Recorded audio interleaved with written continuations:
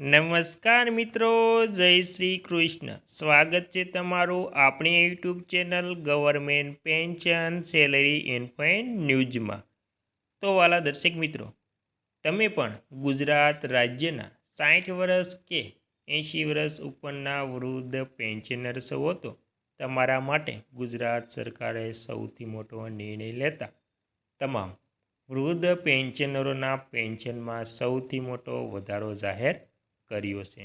અને મિત્રો, ત્યારબાદ આપણે જોઈશું કે સિનિયર સિટીઝન કાર્ડથી જે નવા લાભો મળે છે તેના વિશે. તો મિત્રો, શું ગુજરાત રાજ્ય સરકાર હવે વૃદ્ધ પેન્શનરો માટે ખૂબ જ અગત્યનો નિર્ણય લેશે અને તેના માટે હિતકારી નિર્ણય લેશે? તો મિત્રો, ગુજરાત રાજ્ય સરકાર વૃદ્ધ પેન્શનરો માટે ખૂબ જ મહેરબાન થતાં તમામ વૃદ્ધ પેન્શનરોએ ખૂબ જ આભાર માન્યો હતો. તો મિત્રો, શું છે ગુજરાત રાજ્ય સરકારનો વૃદ્ધ પેન્શનરો માટે હિતકારી નિર્ણય? તેની તમામ વાત મિત્રો આજે આપણે કરવાના છે. તો મિત્રો, તમને એક નાની એવી નમ્ર વિનંતી છે કે તમે આપણી ચેનલમાં નવા હોય તો આપણી ચેનલને અવશ્ય સબસ્ક્રાઈબ કરજો, કેમ કે આવી કોઈ પણ વૃદ્ધ પેન્શનને લગતી કોઈ પણ માહિતી આવે કે નોટિફિકેશન આવે તો તેની નોટિફિકેશન સૌથી પહેલાં તમને મળી જાય.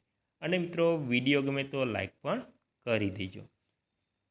તો મિત્રો, તમામ વાત વિગતવાર જાણીએ તો મિત્રો, વરિષ્ઠ નાગરિકો માટે સિનિયર સિટીઝન સેવિંગ સ્કીમ એટલે કે SCSS વધુ લાભદાયક બની છે. હવે રૂપિયા 3 લાખ સુધીની રકમ પર વરિષ્ઠ નાગરિકોને દર મહિને વ્યાજ સહિત નફાકારક લાભ મળશે. SCSS હેઠળ મળતા વ્યાજદર નાણાકીય સુરક્ષા અને નિયમિત આવક બંને ખૂબ જ મજબૂત બનશે મિત્રો. અને મિત્રો, ત્યારબાદ વાત કરીએ તો વરિષ્ઠ નાગરિકો માટે કેન્દ્ર સરકારની રોકાણ યોજના છે, જેમાં વ્યાજ દર આધારિત માસિક આવક પ્રાપ્ત થાય છે. SCSS હેઠળ વરિષ્ઠ નાગરિકો લઘુત્તમ રૂપિયા 1000 અને મહત્તમ રૂપિયા 30 લાખ સુધી રોકાણ કરી શકે છે. વ્યાજ દર સરકાર દ્વારા સમયાંતરે અપડેટ થાય છે અને લાભાર્થીઓને માસિક, ત્રિમાસિક અથવા જેવી સારી વ્યવસ્થા ચૂકવણી મળે છે. અને મિત્રો, ત્યારબાદ વાત કરીએ તો 2026માં નવું શું છે? તો મિત્રો, વરિષ્ઠ નાગરિકો એટલે કે વૃદ્ધ પેન્શનરો માટે 2026માં શું નવું છે? તો તેમાં 2026ના અપડેટ મુજબ SCSSમાં મહત્તમ રોકાણ રૂપિયા 30 લાખ નક્કી કરવામાં આવ્યું છે અને વ્યાજ દર નવી સ્થિતિ અનુસાર સુધારો થશે.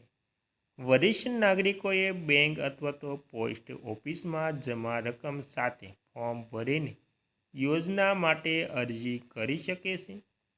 DBT પદ્ધતિ અને નિશ્ચિત વ્યાજ દરથી વરિષ્ઠ નાગરિકોને નિયમિત આવક મળશે.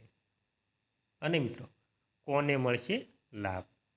તો મિત્રો, SCSS યોજના 60 વર્ષથી વધુ વયના નાગરિકો માટે ઉપલબ્ધ છે.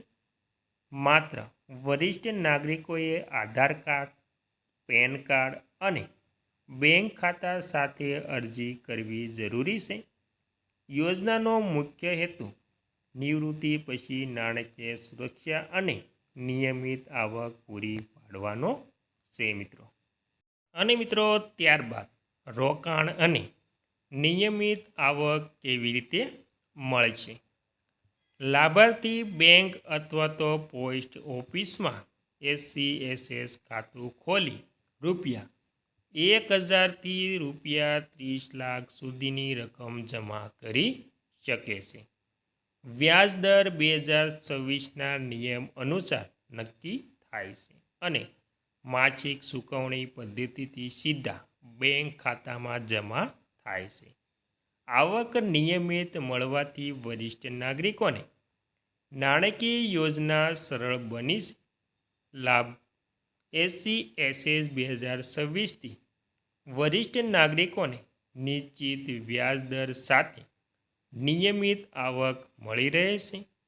રૂપિયા 30 લાખના રોકાણ પર દર મહિને મળતી આવક નિવૃત્તિ પછી ખર્ચ માટે સહરૂપ બને છે. આ યોજના માટે પેન્શન અને બચત બંને માટે સુરક્ષા પૂરી પાડે છે મિત્રો. અને મિત્રો SCSS 2026 વરિષ્ઠ નાગરિકો માટે સુરક્ષિત, નિયમિત અને નફાકારક આવકની શ્રેષ્ઠ યોજના બની ગઈ છે. રૂપિયા 30 લાખ સુધીના રોકાણ પર દર મહિને મળતા વ્યાજ લાભથી નિવૃત્તિ પછી નાગરિકોની નાણાકીય સ્થિતિ મજબૂત બને છે. વરિષ્ઠ નાગરિકોએ સમયસર અરજી કરીને આ યોજનાનો લાભ લેવાનું સુનિશ્ચિત કરવું જોઈએ. અને મિત્રો ખાસ આ લેખમાં આપવામાં આવેલી તમામ માહિતી સામાન્ય જાણકારી માટે છે. SCSS 2026ના વ્યાજદર, મહત્તમ રોકાણ રકમ અને ચૂકવણી પદ્ધતિમાં સરકાર દ્વારા સમયસરે ફેરફાર થઈ શકે છે. ચોક્કસ માહિતી માટે હંમેશા અધિકૃત બેંક અથવા તો પોસ્ટ ઓફિસની પોર્ટલ પર તપાસો અને તેના નિયમો જાણીને જ તમે કોઈ પણ યોજનાનો લાભ લેજો મિત્રો.